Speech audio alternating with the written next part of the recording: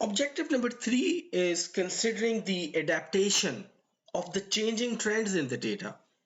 For example, one very important parameter in the data is seasonality, which is the tendency of the data to show regular patterns due to natural cycles of the user activity. For example, low activity on the weekends is a seasonality pattern that can be found in the data. So now we need to address all these patterns in the anomaly detection system. If anomaly detection algorithm that do not have a mechanism for capturing the seasonality that comes in the data will suffer high false positive rates when these trends are observed to be different from the previous data. So let's take a look at the example of this objective.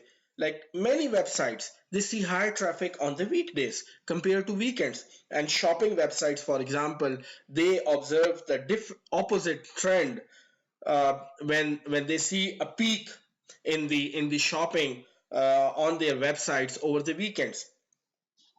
So online shopping websites also expect a spike in traffic every year during the peak shopping seasons as well. So there can be various seasonality across varying periodicities as well that we need to encounter in order to reduce the false positives in the anomaly detection system.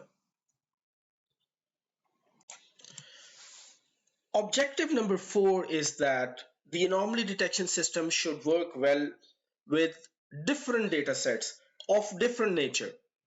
We know that Gaussian distribution dominates many areas of statistics. It has applications in various areas of the statistics.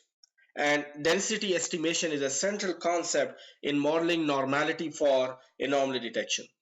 Now, some data sets might be better fitted with different kernels like exponential or cosine kernels. But ideally, an anomaly detection system should not make assumptions about the data and should work well across different data sets that are actually constituted with different data set that are based on different kernels. So a kernel defines a function that actually see two different values and how they are dependent on each other in the data set. Kernel is actually be more suitable for modeling distribution of data set. We have different data sets like we have exponential, we have top hat, we have cosine as well. So as I said before that the anomaly detection system should not depend on a particular type of the kernel of the data set. It should work well across all the data sets.